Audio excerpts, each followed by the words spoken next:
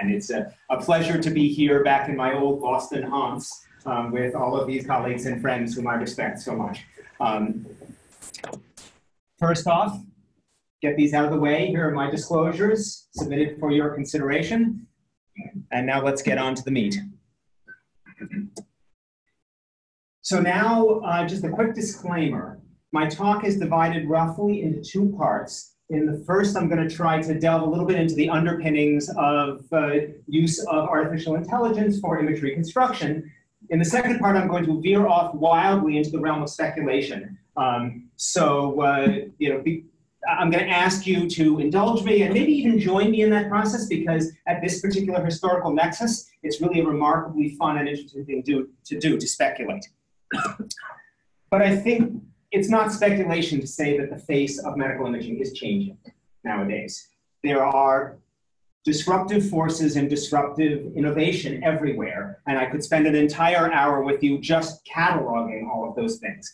Instead, I'm going to spend my time on one of the most prevalent and potent disruptors that we all know about, which is, of course, artificial intelligence.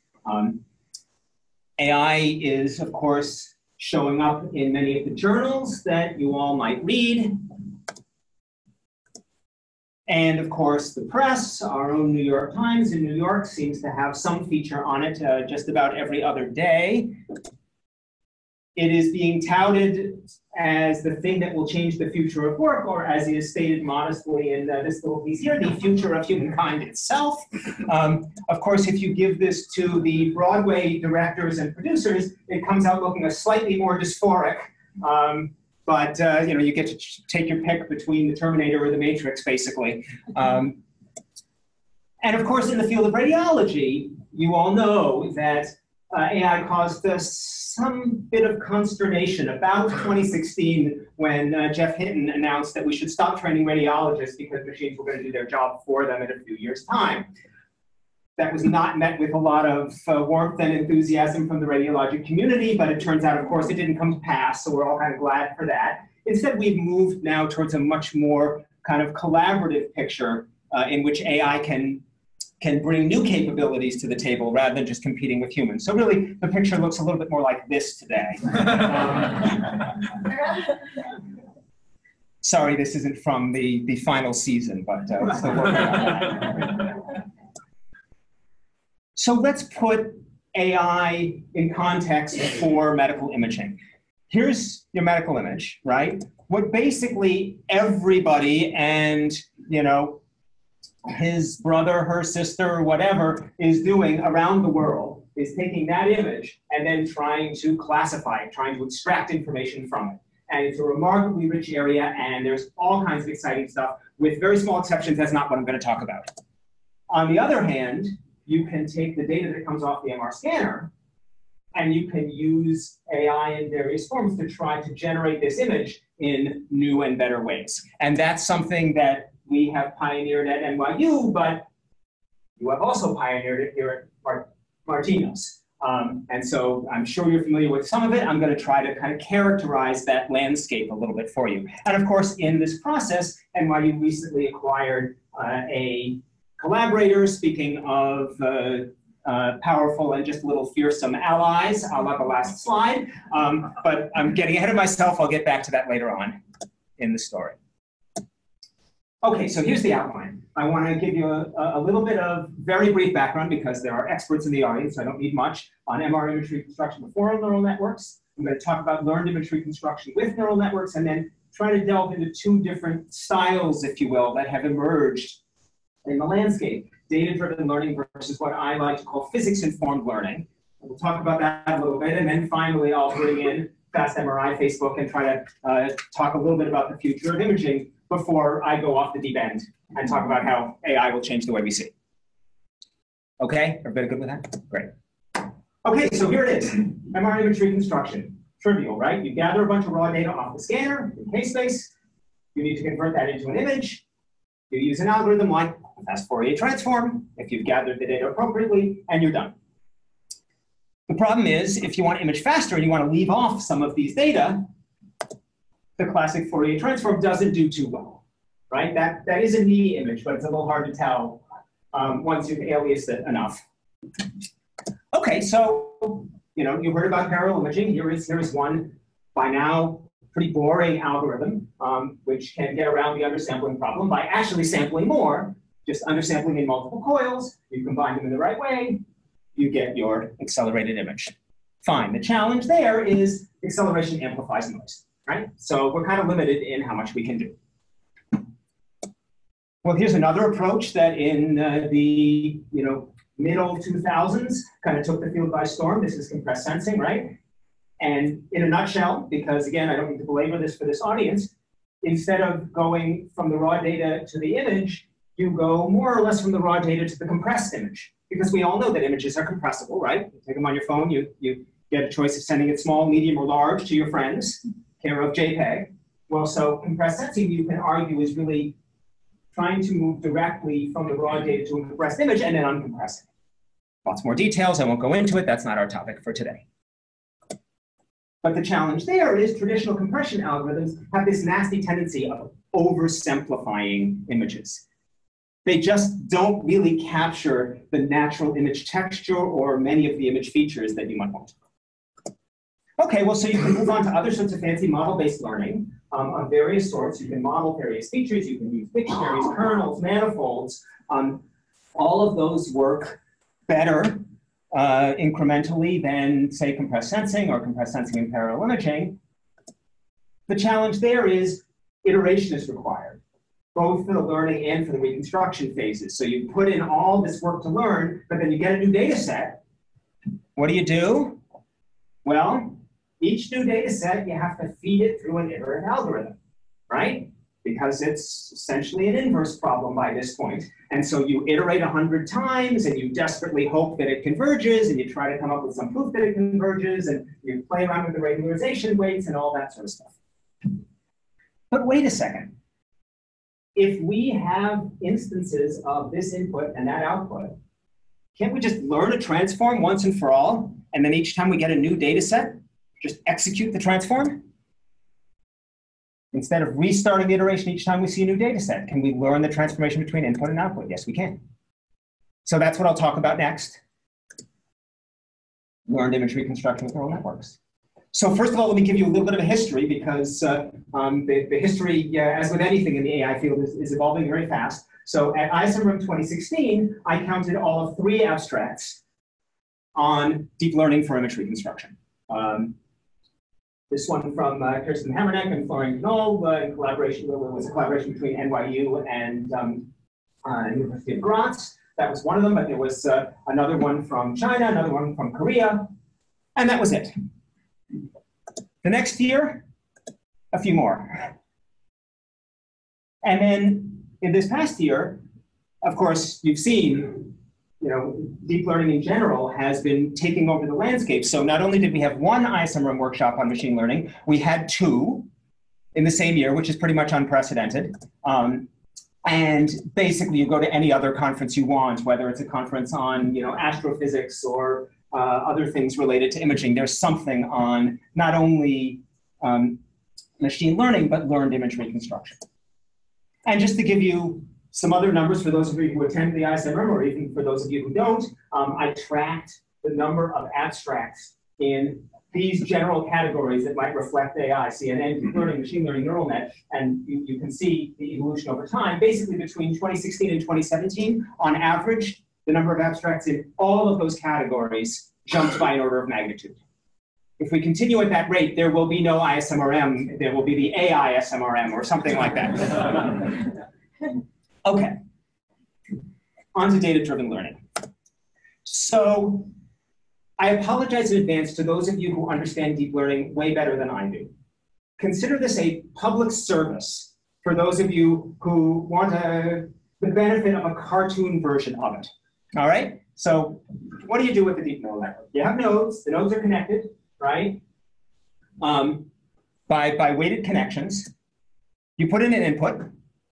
Usually, when it's something on the internet, it's a cat, right? So there you go. You run that through the network, and you get a prediction. Is it a cat or not a cat?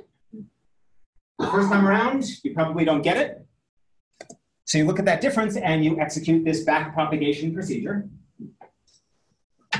You update your weights, you put in another example, you do it again, you backpropagate. You might need some edge examples to cover the space. And you need a counterexample as well. Rinse and repeat a lot of times with lots of data and the right networks. And you've got yourself a trained neural net. And then the beauty is the next time you come along with another instance, it's blindingly fast. You just feed it through the network, boom, boom, boom, and you're done. Okay, you all know this, but just to set a common groundwork. What's different about learned reconstruction as opposed to that sort of familiar classification task? Well, first of all, it's a transform rather than a classification or data reduction, right? So you have a matrix of acquired data. You're putting out a matrix of reconstructed voxels. So there are some real advantages to that. You're not throwing away a lot of information. You don't necessarily need as many training data. Each voxel or group of voxels can serve in a sense as its own ground truth for training. So you can use relatively modest image sets and still get large effective training sets. Also, what you need to do is preserve the acquired data and fill in the missing data. So what you're really doing in a way is removing those undersampling artifacts and restoring the true image content.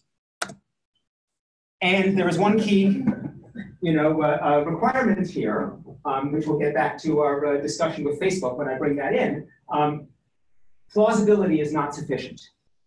Generating an image that looks nice, obviously, is not going to be sufficient to the task. These are two classic examples of a success of generative adversarial networks, GANs, right? Can very well turn a horse into a zebra, but it looks like Putin here has a future career as a centaur, according to this particular neural net. So in the clinical space, that would mean you have either missed or misidentified a tumor. Not going to be okay. Okay, so the basic idea you would think, if you follow this model, is you take a whole lot of raw data and you run it through the network, and you have a whole bunch of traditionally reconstructed, fully sampled data, and you compare and you backpropagate and you do that with lots of outputs and inputs.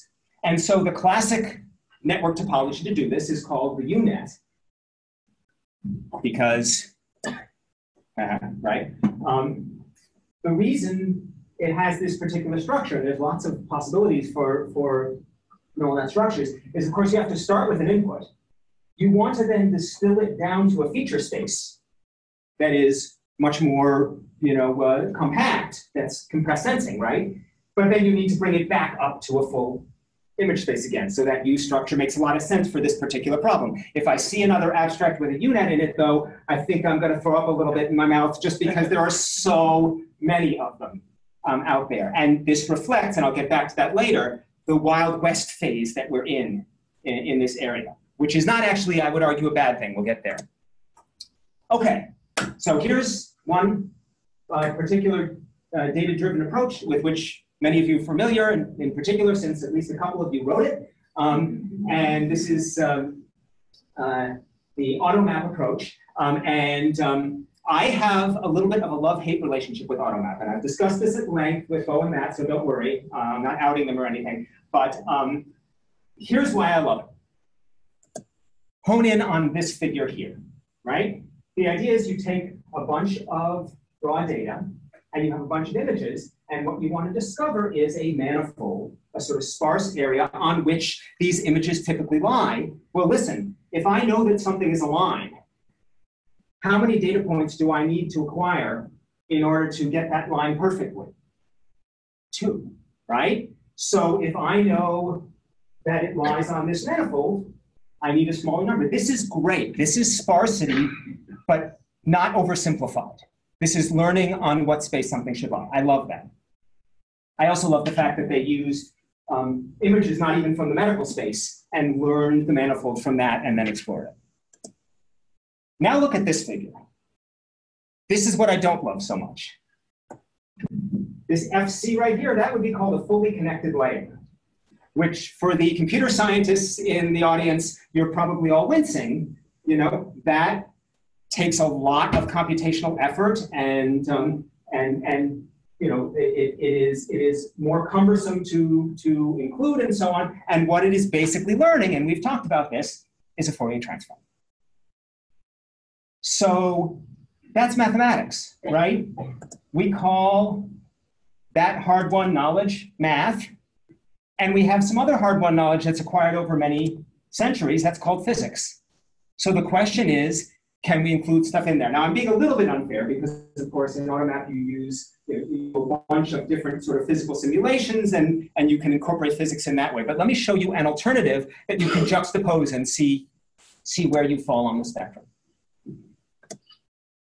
So this is now going to deconstruct for you a little bit this paper on learning a variational network for reconstruction of accelerated MRI data. This is work by Kirsten Hemmernick at University of Graz and Florian Knoll at NYU. And basically, this is, I think, my only equation, but this is what we're trying to solve. This is your classic inverse problem when you want to reconstruct an image. You have some true image, you transform it with our gradients and everything else we do. This is the system matrix that gives us our projections and so on. You take your raw data and you subtract it. You do a 2 norm of that. That is basically your data consistency. And then you have some regularization term, which is dealing with the sparsity and everything else. Well, this stuff is known in physics. Not completely. Your model might not be perfect. You might not know your gradients perfectly and so on. But this is known. We don't necessarily need to learn this. Maybe perturbations off of this. The other part is what we need to learn. Like I said, we have oversimplified sparsifying models. What we'd really like to learn is what the best sparsifying model is, what the best regularizer is. So in this case, they use sums over a basis of different possible regularization functions. It's called the field of experts model. So basically, you take your classic inverse problem, you have your input, you have your output, and normally what you would do is you would go through these gradient descent steps, right? One after the other, after the other, after the other, and 100 or so, and finally you're done. Again, you hope. Well, instead of iterating like that, why don't we unroll it? So an unrolled gradient descent problem can be framed this way, and this is what a variational network is. Down here is the regularization functions, and this is a classic convolutional neural net type structure. So you have your various layers, you pass from one to the other, you apply these various regularization functions, these filters, and then you backpropagate. But notice this stuff up here. That's actually a gradient descent step, where the system matrix, all of the known physics is now included. By doing this, you're doing data consistency. And so to break this down a little bit, basically, each layer of the variational network performs a gradient descent step. The nodes represent, in the convet, represent weighted regularization terms with weights adjusted by backpropagation. You unroll the iteration in a small number of layers. So instead of 100 or 50 or whatever, we know each time it's 10, because our neural net has 10 layers. You can train it efficiently, first of all, because you have images, like I said before, but also because you're never allowed to stray too far from physically realizable results. That gradient descent step guarantees that you have a kind of data consistency. And of course, fast flow through reconstruction of new data. So here are some initial results that we got. This was parallel imaging, factor of 4, with, I think, a small number of elements in the coil. So obviously, that's clinically infeasible. This is using the variational neural network with an acceleration factor of 4. Now you have a fully visible knee image with even some pathology represented. You get faster imaging, faster reconstruction. One of the other things that our radiologists got really excited about right off the bat is that you also got more natural image appearance. To them, they said, this doesn't look like compressed sensing to us. This looks like a real image. Okay, maybe a little noisy, maybe there's some small features missing that we need to work on, but I can't tell that this was not a normally acquired and reconstructed image. And that was an unexpected bonus, but that goes to the complexity of the sparsifying transform. We're not oversimplifying this much. One of the other things that I want to point out about this approach is you can now look under the hood. And of course, understandability, explainability is a big bugbear and bugaboo in the AI deep learning space. Well, in this case, we have a set of basis functions that define our regularizers. So after we train the network, we can go and look at what the weighted effective functions are. And if you look at some of them, I'll just block out some of them.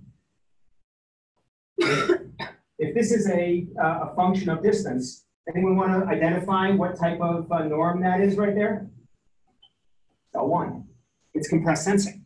The first thing this network does is learn compressed sensing. This one and this one both are basically L1 regularizers. They're penalizing non-sparsity. But then it also learns a bunch of other crazy things that I don't even want to try to characterize. They're non-convex, they're all over the place here. But it's interesting because then you can look at that and say, well, gee, why did it learn that? What's it doing? And maybe there's a way that you can now back out some physics or mathematics and understand what these filters might be accomplishing.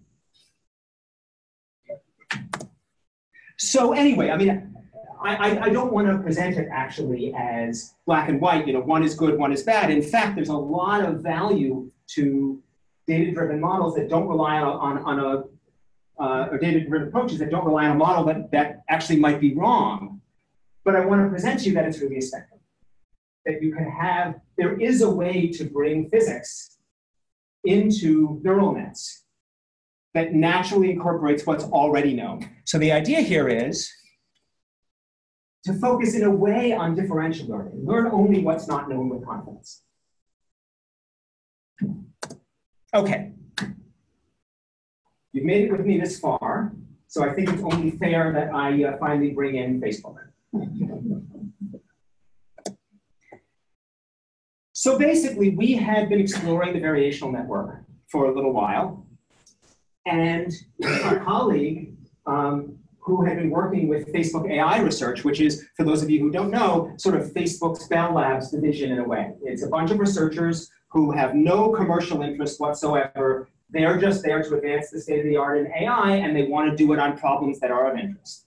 And so this person who had been working with them and us, because NYU has some long-standing connections to Facebook and FAIR, for example, for Jan LeCun, told us that, hey, FAIR is looking for problems of interest. They're looking for places to work with that have problems, of good, important human impact.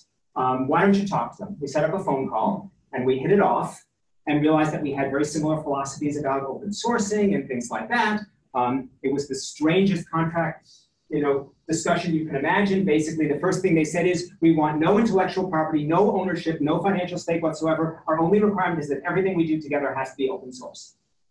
You cannot keep any of it to yourself. Okay, interesting.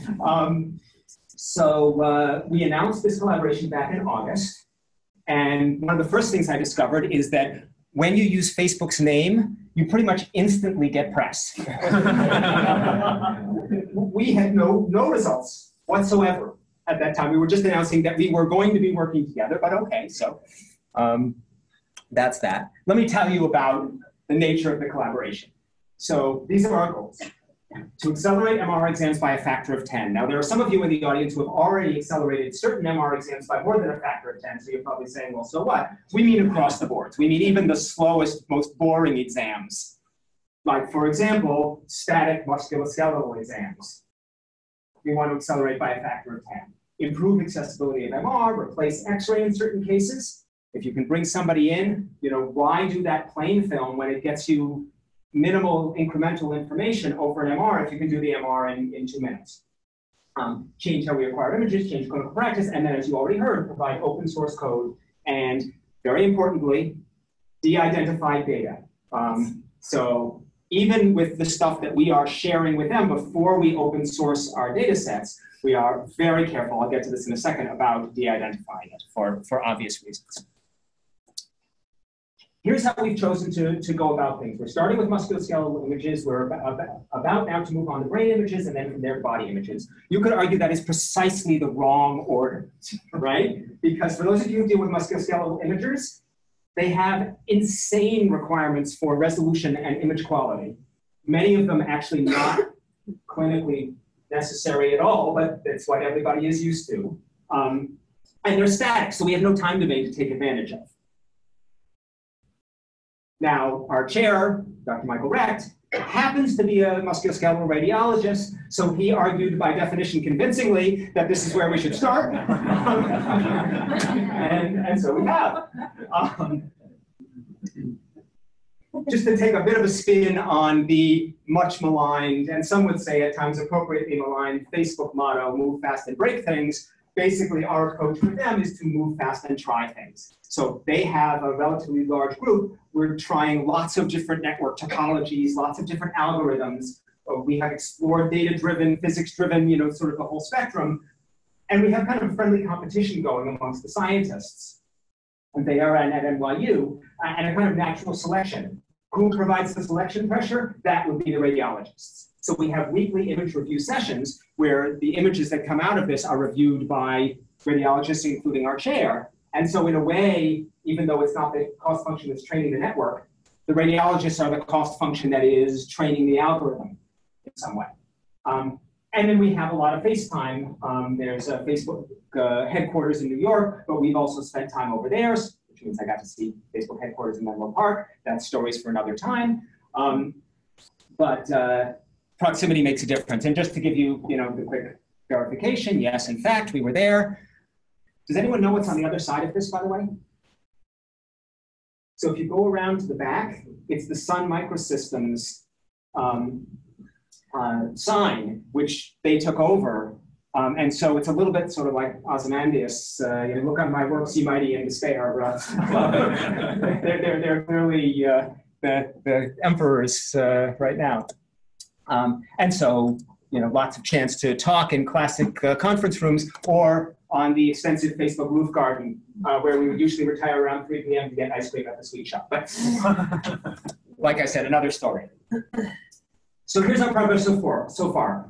6 months ago, we said we were aiming for a factor of 10. One of these images is 6-fold accelerated. The other is unaccelerated. Anyone want to venture a guess?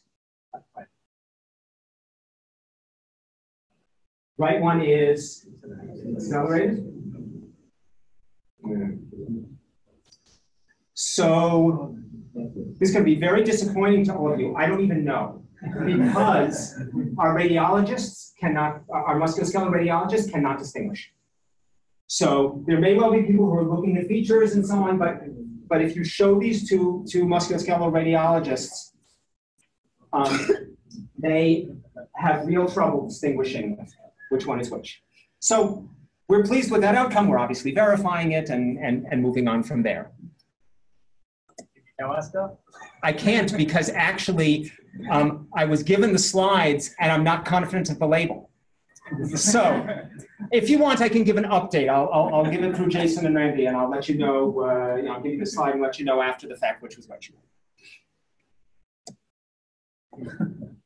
A quick note about collaboration models. This is, shall we say, the preferred collaboration model for a group like this. It's a bunch of people with complementary expertise who don't usually work together, but are now gathered together for an important problem, all with the specter of an AI-generated apocalypse in the background.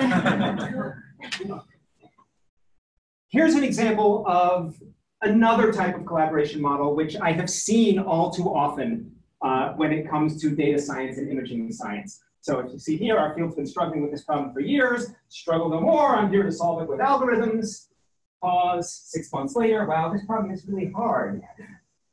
So there is this sense that, well, the algorithm can solve everything. What I can tell you is in the interactions with Facebook, the really cool thing is they're learning imaging physics and we're learning data science. And it has taken a lot of convergence to get anywhere where we want to be. And just one last historical collaboration model that I'm a great fan of, Bell Labs managed to be a center of innovation for a remarkable number of decades at a time. And there's this wonderful book that I highly recommend to anybody if you want, The Idea Factory, which talks about how Bell did that through individual stories of a lot of its innovators. The basic idea is, you know, some people say Bell Labs didn't have the best solutions, they had the best problems. Their scientists were embedded in the midst of a culture that was focused on key unsolved problems and unmet needs in communications. So the physicists who were trying to develop the transistor knew instantly that it meant cheap, robust amplification, and that was an important problem. So just being able to identify made a difference. So anyway, that's great, but enough about collaboration models. What have we learned from the collaboration? Well, one other thing we've learned from working with professional data scientists is A, they move fast, and B, they want to share their data. obviously ImageNet has had a transformative effect on AI in recent times, and particularly AI related to images. Where I say, but of course, many of you have asked the same question, is our medical ImageNet. So one of the first things they twisted our arm into doing, and in retrospect, we were really pleased about, is in November, just a couple months after we joined together, we released an open source data set of raw MR data for musculoskeletal images. There's something really depressing about this story. It was about 1,500 raw data sets from MSK-MR exams, and we looked around and realized that that was far and away the largest public repository of MR raw data. What the heck? So clearly, we need to think as a field more about this, because, okay, the raw data is in a proprietary format. Well, that's not a problem. We have the ISMRM RD format. We converted it to that. But clearly, we need data sets if the field as a whole is going to learn about how to do this. So we also supplemented with about 10,000 DICOM series. So you can do some ancillary training. There's sample code, and there will soon be a reconstruction challenge. So you can look out for that. But if anyone wants to get the data, it's open. So feel free to play. I mean, you have lots of raw data yourselves here, but if you want to play with someone else's raw data. So this is an archive paper that came out just describing the data set. And there's also going to be a presentation at ISMRM, briefly on that. And we had lots of users, of course, a lot of people from around the world downloading it pretty quickly. But that relates to one of the other things, which I was mentioning before, sort of the patient privacy issue, the anonymization, de-identification. So we thought that was going to be relatively easy, right? Raw data, you just have to strip off the headers and some DICOMs, okay, no problem. Yikes. This is the process basically that Yvonne Louis went through. She is our associate chair for AI in radiology at NYU. So we knew we needed to do this, but there were a few special edge cases that we needed to solve, and we ended up with a bunch of errors. We had to iterate a few times. It was utterly crazy. So we ended up paying our technologists overtime to manually inspect every image. Clearly, we need a better process for that. And there are groups like ACR working on things like that. So in light of that, we just last week had a summit at NYU, I don't know if any of you managed to attend, on bioethics, the law, and data sharing for AI and radiology, bold air, we call it, just to address these kinds of issues. And so the program there, it doesn't matter, you'll see. Some interesting recurring themes. I was charged with giving the recap. So there were certain commonalities in slides. Obviously, there are some big players in this space now that we need to be aware of who are going to basically set the landscape if we don't. Interesting take-home messages, one from David Larson at Stanford, one of the co-organizers with us. It's a conference on bioethics and AI. It came down to do our best to do the right thing and stay engaged in active conversation. And we're talking not just about anonymization, but about what is the meaning of privacy in an age when everybody's data can help the population get healthier. There are all kinds of questions like that. The only caveat I have about do our best to do the right thing as a motto coming out of the workshop is that is kind of familiar from some other small groups. Like Google in 1998, don't be evil. They converted in when they formed Alphabet in 2015 to do the right thing. So that requires a little more thought. But I think this is a quote that Yvonne located from Yuval Harari, which I find to be fascinating. Technology is never deterministic. You can use the same technologies to create heaven or create hell. It's up to humans to decide. So it puts the onus back on us. So interestingly, I would argue that both in terms of algorithms and in terms of ethics and societal impact, we are definitely in a Wild West phase in AI, in imaging. Does anyone recognize where this image comes from? Westworld. That's Westworld, right. So interestingly enough, that's a Wild West saga about AI and humans. Who are the black hats? Who are the villains in Westworld? It's arguably the humans, right? So a little bit of a cautionary tale for us. Anyway, let me get back to the actual science here. So let me put FastMRI in context a little bit more. There are many parts of the imaging data chain where AI can be used. Again, a slide from Yvonne here. Everything from determining appropriateness of a particular imaging study to managing your enterprise, which standards do you use, predicting no-shows. I mean, all sort of economic things, but things that keep radiology departments and the research that they fund alive. All the way down to, of course, making the clinical recommendation. We've been focusing, we have people sort of scattered through all of these areas at NYU. We've been focusing our greatest efforts on the acquisition and reconstruction, in part because we believe it has a chance of creating some new capabilities. And I'll talk about that right now. So, okay, let's say we have a machine that gathers our data, a machine that then converts that data into an image reconstruction, and a machine that then converts that image into information. Why do we need the middleman? Now, visual information, localization of information is kind of important. I'm not arguing for getting rid of it entirely, but it's provocative to think how we might use this. So for example, one approach we're now beginning to take, and this is early work now by Florian Kroll and Christoph Garrison at NYU, we want to do our reconstruction chain, but one of the key problems in image reconstruction, as with anything, is what quality metric do you use to train your network? So we've trained on least square error, we've trained on structural similarity index. They're really not sufficient. They don't capture the fine details that the radiologist can see. Well, why not go direct to the classification? If you can make a neural net to reconstruct and then a neural net to classify, they're both differentiable. You can backpropagate through the whole thing. So why not make an end-to-end network where our quality is measured by how well we do in our decision? Now, we might have to use larger data sets because this is a data reduction problem, but anyway. So that's one thing that we're actively involved with now. And in general, if you think of a different kind of backpropagation, not the mathematical one, but backpropagating through the diagnostic pipeline, if you start from the clinical information and the classification, you can work your way back to start asking, and there's work going on here, of course, on this as well. Well, what data should I be acquiring if I know that there's AI on the other end? Should it be the standard data we've been using? And for that matter, do we change our hardware? Is there anything about the hardware that could be adjusted to make the ultimate reconstruction or classification better? Okay, that's one bit of context. Here's another one. Remember, I told you we're starting with static images. As someone who's been fighting to accelerate MR for decades now, I hate static images.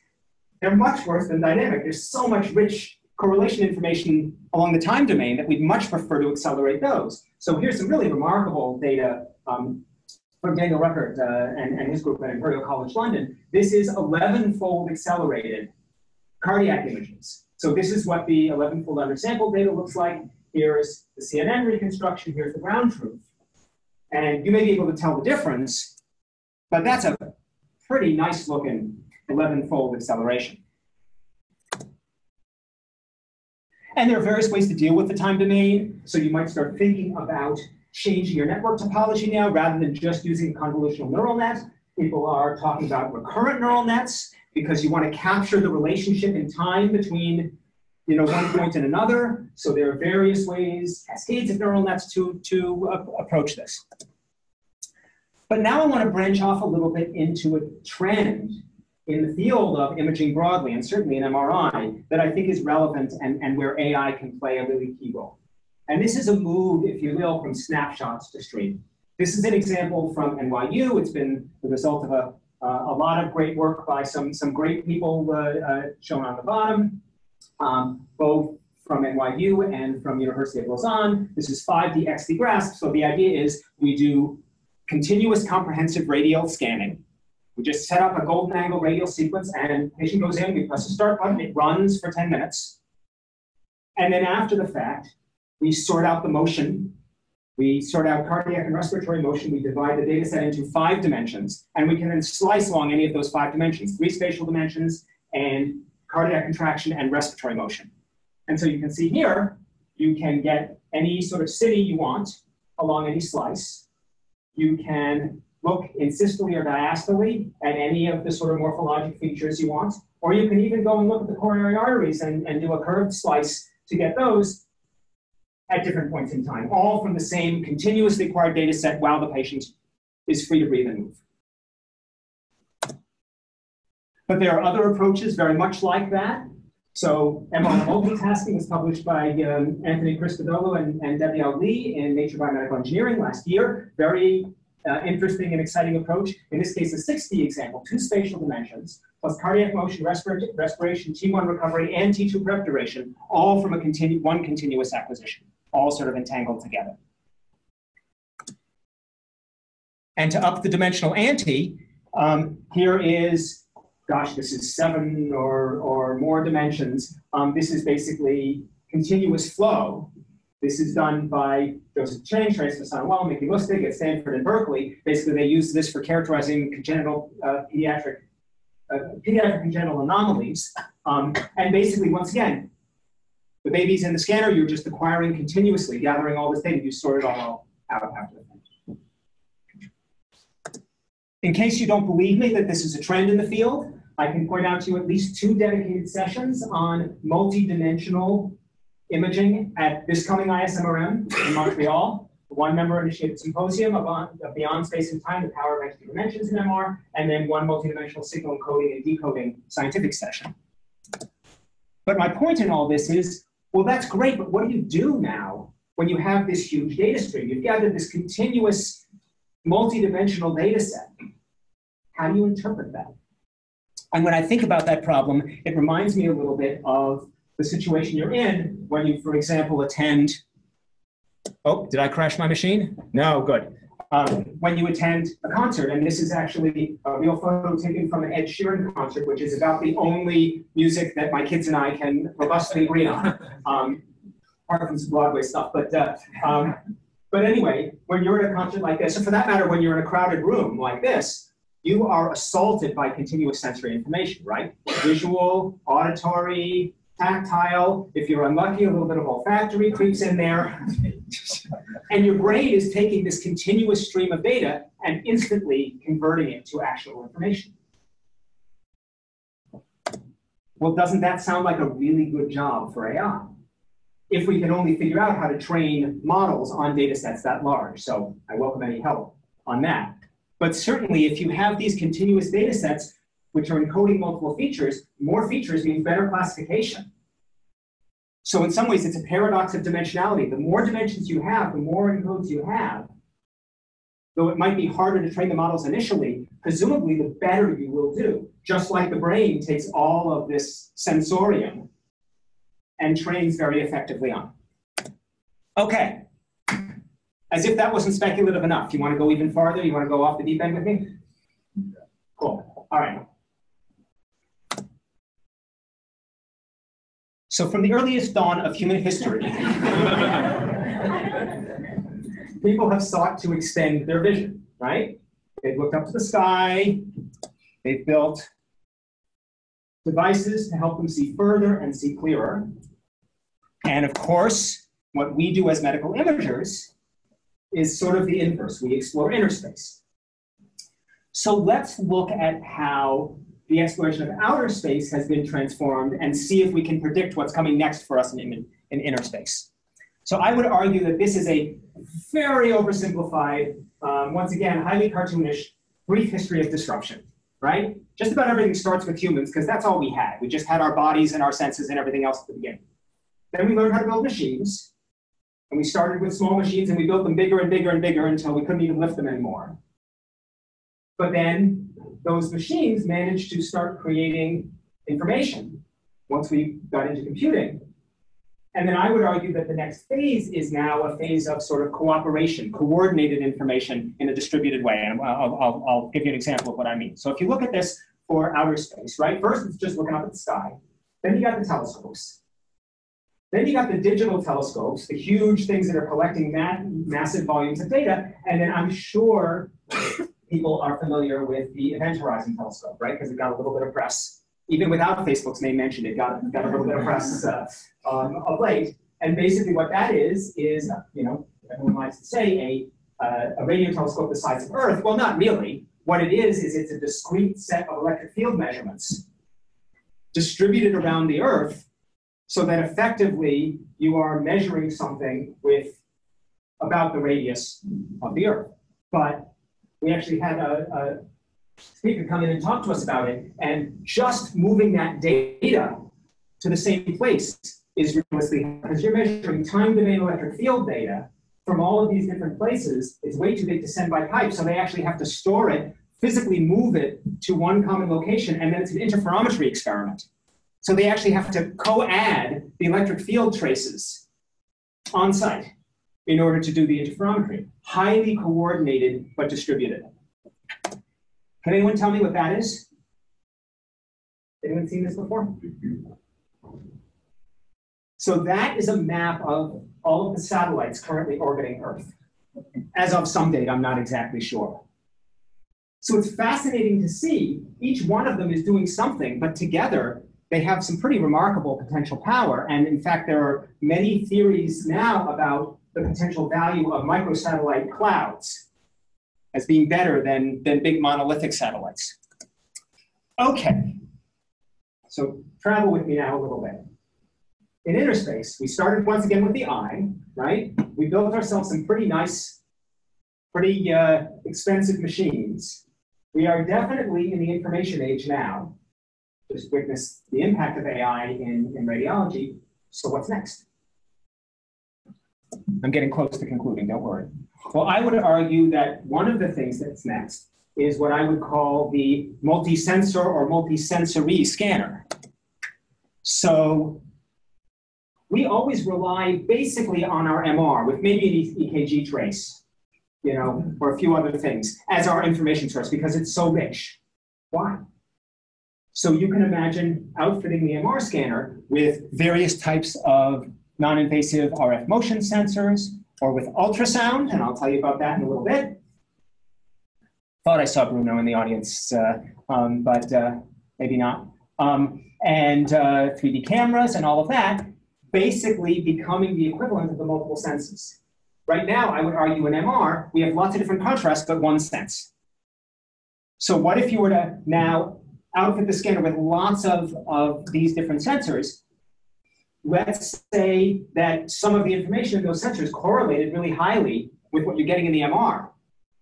Maybe for those applications, you spin something off, and those sensors do the job for you.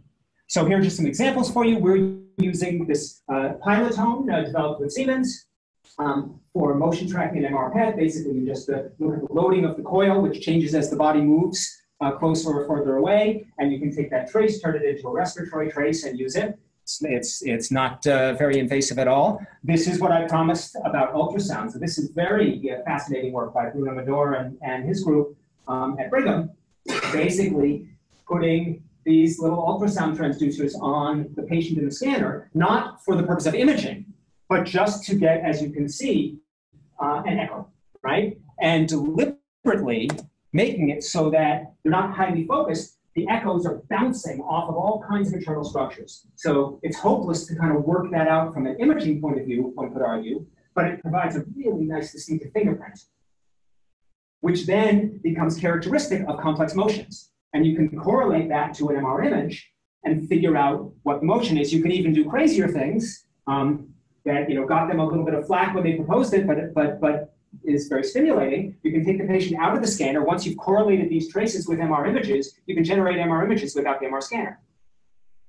Now, whether you would use them for diagnostic or for therapeutic purposes, is uncertain, but the point is there's this interesting correlation there.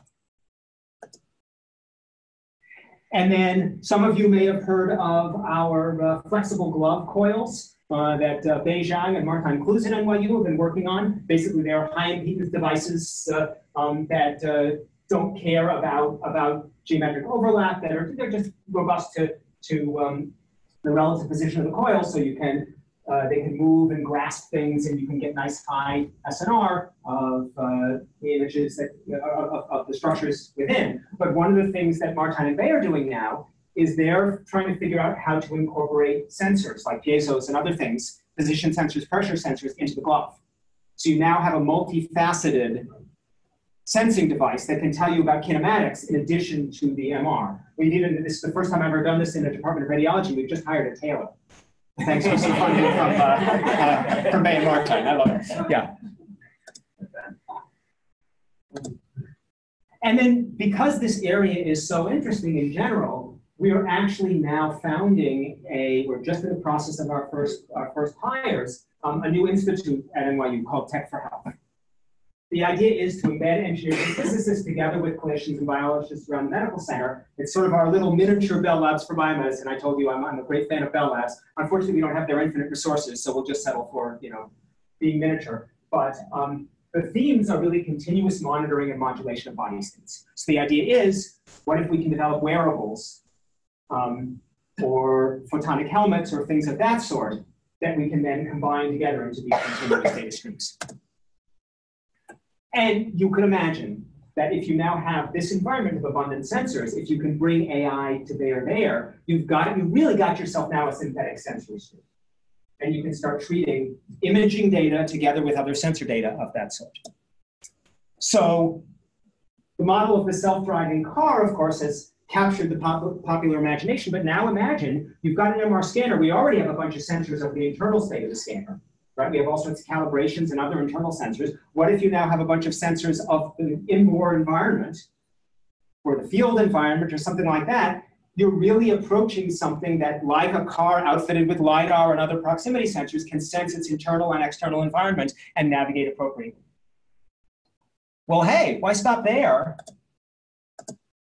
Imagine a human outfitted with all of these different distributed sensors. Oh, wait a second, that's just a human, right? System. With lots of different types of nerves and connections and so on. But hey, I promise you speculation. I am a fan of science fiction.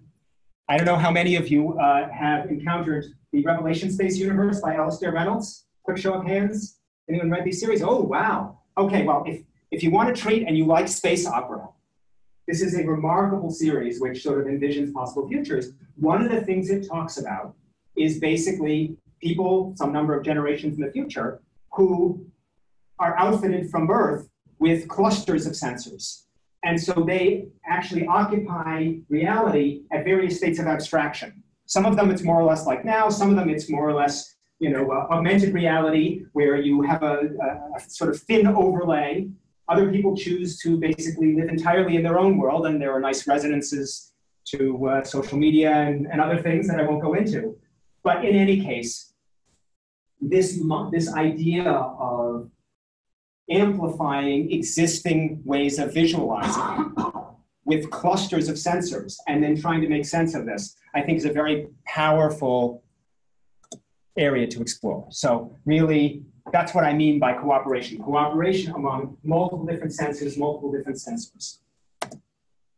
So I'm now grossly perverting Yuval Harari's quote, focusing on the last part. The key is to have cooperation. I think he meant among humans to make sure that the AI doesn't exterminate us, but we'll go with the other more optimistic approach. Okay, so I've reached the end.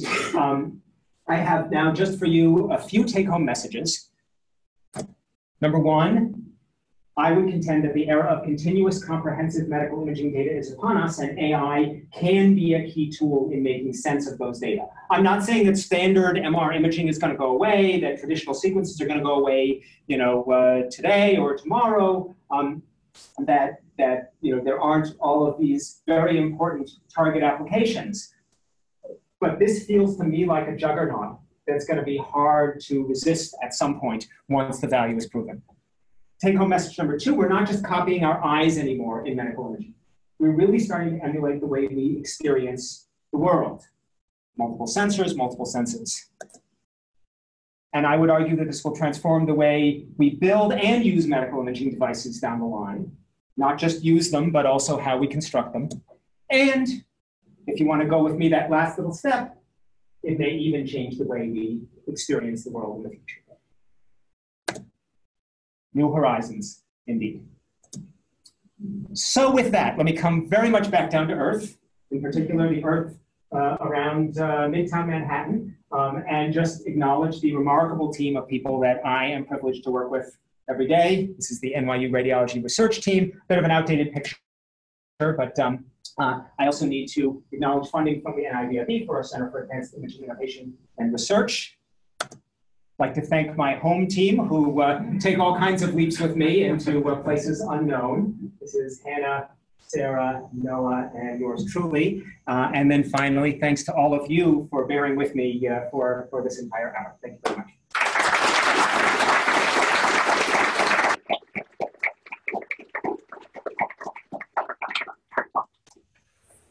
I'm sure this talk hasn't provoked any questions. Matt? What the heck are you talking about being the predominant one? So this is going to be a very mundane question because we have our own conversations ongoing. So just about the release of the raw case-based data, yeah, the whole project. So how do you stall strip in case-based? I mean, what are you doing? Right. So we don't. For the brain data, which we haven't released yet, that was actually one of the reasons we haven't. We started with MSK because it's really hard to recognize somebody from a slice of their knee. With the brain data, what we're doing is we're Fourier transforming into image space. We are, well, in places where we can, we're just stopping before we get to the face. So we're basically limiting ourselves to a small portion of the brain, alas, but hey, more important than violating privacy. We're also then exploring Fourier transforming, slicing, and Fourier transforming back. It's no longer pure data. You got to be really careful, that sort of thing. But those are some of the initial things. There are all kinds of other sort of defacing algorithms that people are exploring and so on. But again, we had all this data. It was back in November. We're starting with the simple stuff. Just to follow on that, is that new data? I mean, do you regularly save your case-based data, or is it part of this project that now you're, when you consider your subjects or your patients, you just keep the case? Now we are. There are some exceptions. When we do grasp scans, when we do continuous radial scans, that's an offline pipeline that Tobias Bloch set up. And so all of those raw data are actually stored. So we have something like 50,000 raw data sets of whole abdomen, whole head, whatever, whole prostate grasp. So that's a gold mine when we get to it, but that involves the time domain and large non-Cartesian data sets and so on. So we're going to tackle that later. But otherwise, what we've started doing is, certainly for MSK, helps when the chair is on board, we're just saving all our raw data.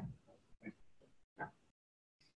And we will certainly release more, and we encourage others to do so, of course. Yes, I'd like to comment on that idea that you say you would like to, one of the possibility use of the AI is to bridge the middleman, to go directly to classification, the data. Maybe, with classification, you answer the question of what is there, but with imaging, you also have the information of where you want to know where it is and how big it is. And that's important. Like, if you imagine, like, you want to do an intervention, surgery or something, you need to know where and if you focus only on classification, then becomes like a blood test. Let's say imaging is not going to, it has to be different than a simple blood test, which gives you the answer, yes, somewhere in the body, somewhere that you have cancer, but you don't know only at the organ level where it is. So it's probably a more detailed picture than, let's say, yeah. No, I get your point entirely. I think I do anyway. At least two answers. One is that presumably the classification would take advantage of spatially localized features. So, and maybe the classification wouldn't just be yes or no. Maybe it would be there is a cartilage tear, in the medial. Yeah, but still, I want to see the spatial extents. Of course you would. Of course you would. No, and so that gets to the second answer, which is I'm actually not advocating taking images out of the loop entirely, which also incidentally might take radiologists out of the loop entirely, which starts getting you down the whole Jeff Hinton path. I don't think that's where it's at. Many valuable radiologic tasks aren't just yes, no, right? Otherwise, they could be done with a test, right? There's something squidgy about this image, and I need to see more, or I'm correlating these different features, So I'm not arguing for taking it out of the chain. What I'm actually really arguing is to use some aspects of the classification along with image quality as a metric, because image quality is actually a lousy metric. For all of you who've worked in accelerated imaging or inverse problems or whatever, you know that there is no metric that really does justice to the true clinical image content.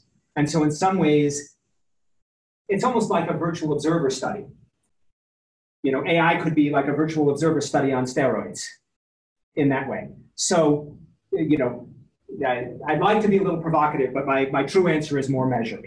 We still need spatial localization. We still need that information. There may be cases, and I guess the last thing I'll say is one really good use case for something like this would be triage, right? How many radiologists love to read negative studies? 95 of them, you do. Well, actually, that's good. So you're probably caring about the patient. I love it. But you know, how many normal chest x-rays do you have to read before you find the one that actually needs to be attended to? So triage models, I think, are actually very exciting if you can tell with equal confidence to a radiologist or better that nobody needs to look at this. Then that can save pointless workflow and the brain power can be used where it's needed. So does that nuance make you a little more comfortable? So to that end, have there been any toy models that you guys have done where you're using basically some clinical diagnostic measure to advise the reconstruction, right?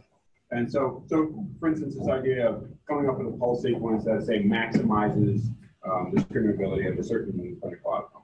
So have you guys done anything like in the toy model where rather than MSE or some other figure of merit that we're all familiar with, you have something that comes from the clinical side and use that in the reconstruction pipeline? We're not there yet. We're actively working on it. So you know, it takes a little while for training. It takes a while to settle on the metrics. Yeah. But basically, we have, I think, we're starting in breast.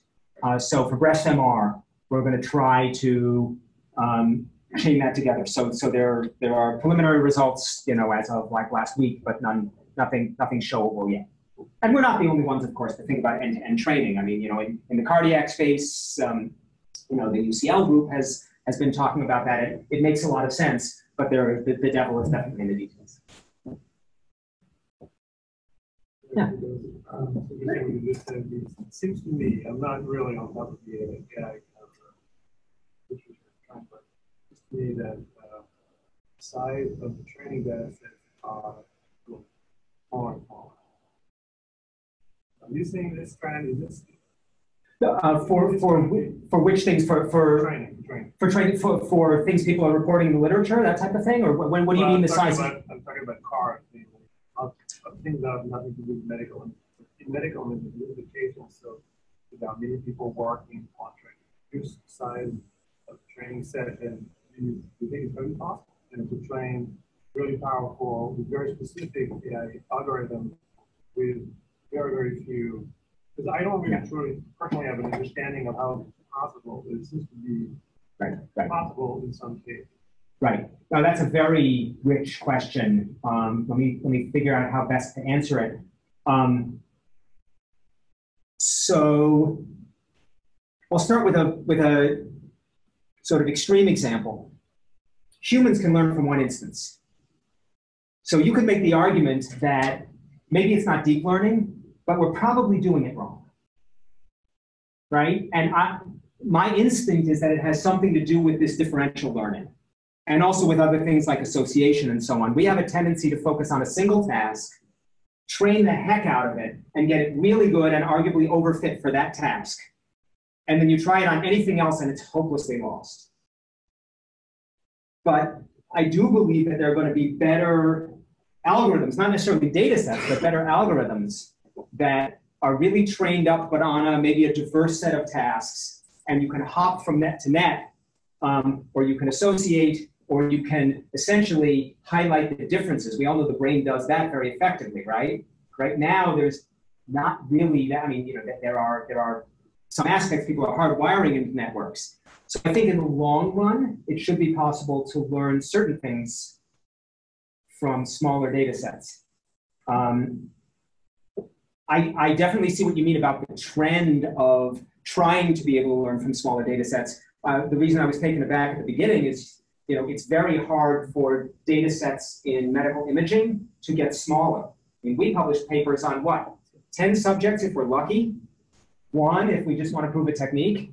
So quite frankly, even 1,000 would be a glorious improvement over some of what's out there. So anyway, it's a roundabout answer. I think it's the Wild West. I think they're going to be. If you said about the brain, it's true. Human beings can learn with a lot of error from very few instances, but because we can implement analogy a lot. Yes. So you sometimes information from completely other senses to develop sort of intuition about stuff that's not to do with it. But our scanners and how does what does that mean? So why do you think I'm talking about a multisensory scanner? That's precisely it. But also different tests. You would have to do different tests. Potentially, absolutely. And I assume you're talking about the deep image prior stuff, right? Where you can learn on a single example, or the noise to noise stuff, right? Right. So there are use cases, typically not in medical imaging, but like learning to denoise from seeing only one example. So I assume that's what you're talking about in the downward trend of need for tens of thousands of images. Right. But the thing is, I mean, if we want an AI system to find a trend that no human could ever identify in a population, I'm not looking for smaller data sets there. I'm quite content to let it run on large data sets. If we're talking about human-like tasks, then I would argue we're doing it the wrong way.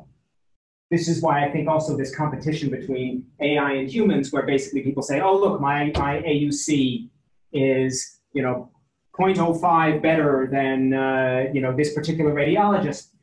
I mean, we've got to be a little careful there.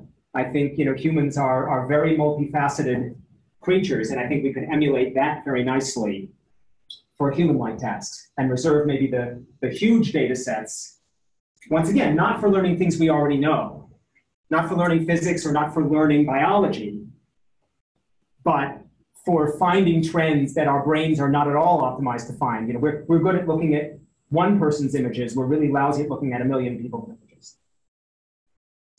It's a really, really good question. I will help.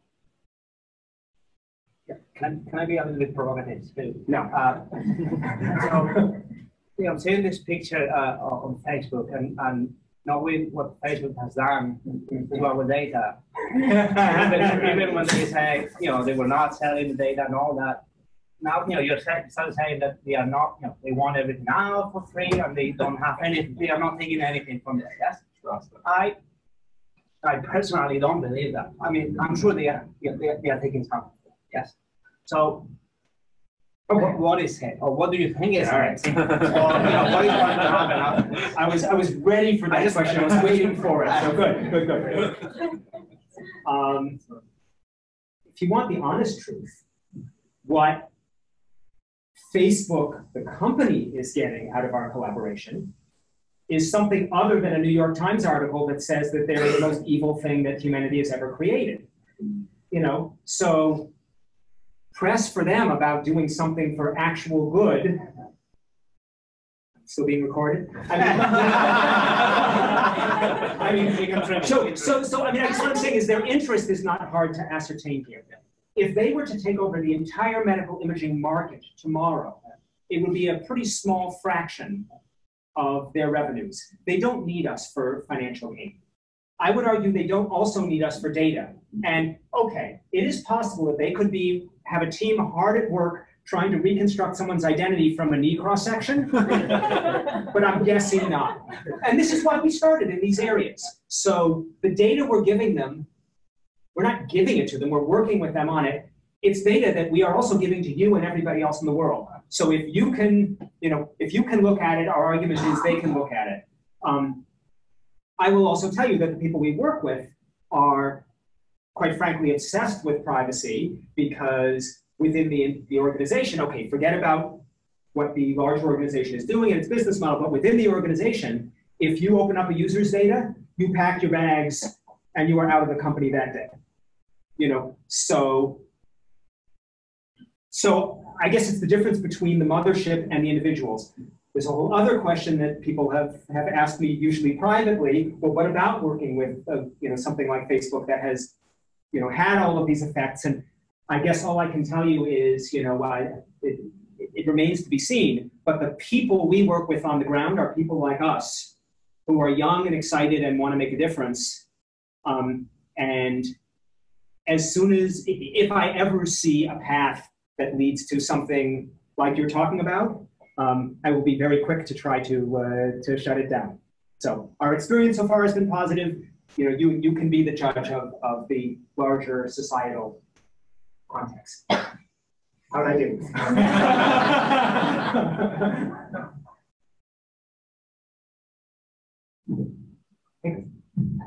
Well, I had a question kind of jumping on the train of the future speculation.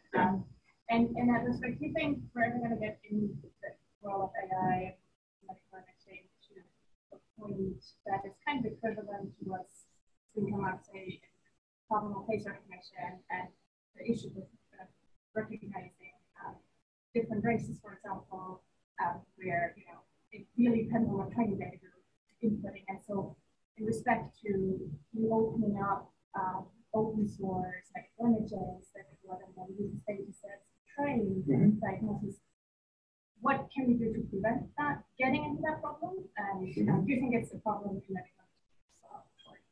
It's not that it's not whether we're going to get there. We're already there.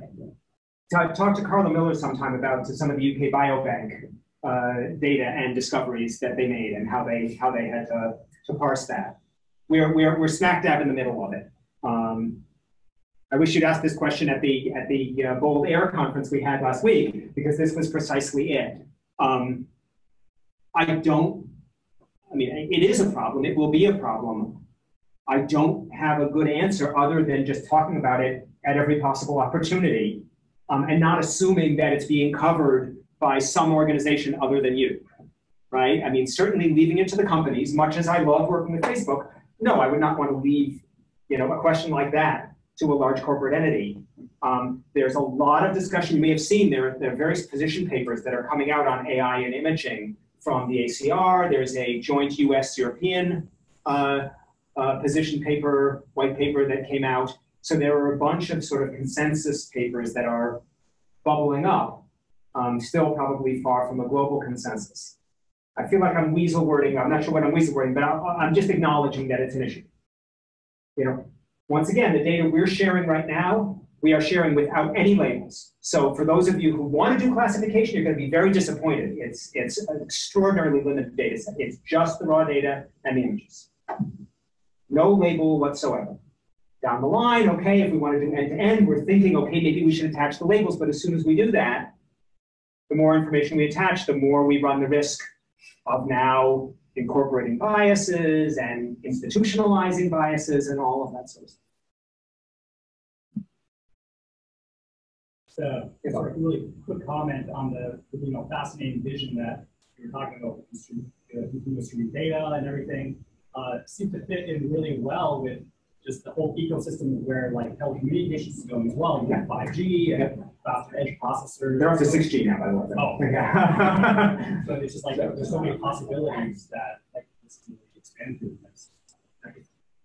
And I'd love to hear some of your thoughts on how that interfaces with these other kind of technology ecosystems. Well, I think arguably communications is the perfect paradigm for that, brief history of disruption I was talking about, right? Starting out with human to human, then machines, telegraph, telephone, and then more and more abstracted to data, and then now we have cloud. I mean, it is in fact the perfect example of it.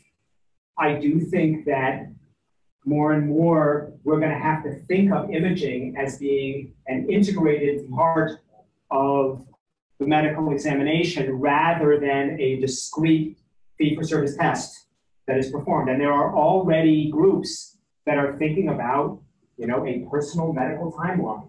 Like, your data travels with you. And, you talk about setting AI on that, right? So right now, I mean, just to go to standard radiologic practice, what do you do if someone comes in with and has a scan and there's a prior? Right? First of all, you struggle to figure out how the heck to get to prior into the system, and we can have a separate conversation about how many CDs NYU, ingests each year, CDs or DVDs of scans done in other places. There's actually a business model in just dealing with that. But then what do? You pop up one, you hope that you can at least jointly window them and other things, on the screen. What a lousy way to look at the time to, right? So forget about coordination among multiple sites and so on, which I think is coming too. Even just dealing with change in radiologic imaging. I think there's a vast, I was talking with one student today who's working on some problems dealing with, changes in tumors over time. I think that's a really wonderful area of application. And I think it then, once again, makes imaging one of a kind of continuous stream of tests and interventions that occurs over the course of your medical life.